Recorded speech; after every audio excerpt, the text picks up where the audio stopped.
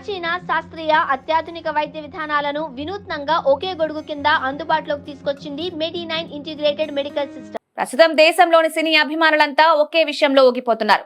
థియేటర్లో చిన్న పిల్లలు సైతం భావోద్వేగంతో కన్నీరు పెడుతున్నారు. యువత అయితే దేశభక్తితో కదిలిపోతున్నారు. పెద్దవారు సైతం చలించిపోతున్నారు. కారణం బాలీవుడ్ విలక్షణ హీరో విక్కీ కౌశల్ నటించిన ఛావా సినిమా. వాస్తవానికి స్వాతంత్ర సమర యోధుడు సర్దార్ ఉద్దమ్ సింగ్, భారత తొలి field marshal Sam Manek Shah జీవితం, శామ్ బహదూర్ జీవిత చరిత్రల ఆధారంగా తీసిన సినిమాల్లో తన నటనా కౌశల్యంతో జీవించిన విక్కీ కౌశల్ ఇప్పుడు ఛత్రపతి శివాజీ కుమారుడు సంభాజీ పోరాట పటిమను ప్రపంచానికి చాటేలా తీసిన ఛావాలో చెలరేగాడు. దాదాపు 10 ఏళ్ల కిందట వచ్చిన ఉరి ది సర్జికల్ స్ట్రైక్ సినిమాతోనే విక్కీ తానేంటో నిరూపించుకున్నాడు. ఆ తర్వాత ఒక్కో మెట్టు ఎక్కుతూ ఫ్రంట్ లైన్ హీరో అయ్యాడు.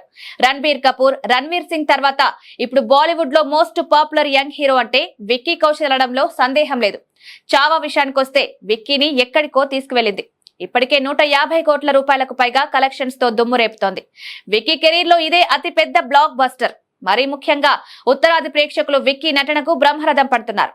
తన కెరీర్ లో అతడు వెనక్కి తిరిగి చూసుకునే అవసరం లేదనేలా కలెక్షన్ల సునామీ కురిపిస్తున్నాడు. చావా దర్శకుడు లక్ష్మణ్ ఉటేకర్ చేసిన అతిపెద్ద పోరాబాటు చావాను ఇతర భాషల్లోకి డబ్ చేయకపోవడం. లేదంటే విక్కీ నటనా ప్రతిభకు ఇంకా పెద్ద హిట్ అయ్యేది.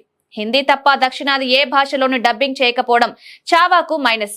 అల్లు అరవింద్ తెలుగు మెగా ప్రొడ్యూసర్, కానీ ఏ భాషలో మంచి చిత్రమున్నా ఆయన కళ్ళు వెంటాడతాయి.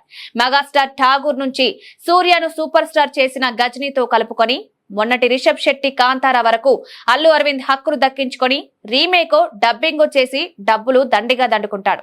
అలాంటి అల్లు అర్జున్ చావాను ఎలా మిస్ అయ్యారనేది అంతుపట్టని ప్రశ్న. బహుశా పుష్ప 2 తొక్కిసలాట వివాదం కేసుల్లో తన కుమారుడు అల్లు అర్జున్ ఇరుక్కోవడంతో అల్లు అరవింద్ చావాపై ఫోకస్ పెట్టలేకపోయారేమో, లేదా తండేల్ మీద బాగా ఫోకస్ చేసి మిస్ అయ్యారో ఏమో. ఏదేమైనా ఈ విషయంలో అల్లు అరవింద్ తెలుగు ప్రజలకు లోటు చేశారు. మరి చావాను ఇప్పటికైనా ఆ సినిమా దర్శక నిర్మాతలైన ప్రాంతీయ భాషలోకి డబ్ చేసి విడుదల చేస్తారా లేదా చూద్దాం.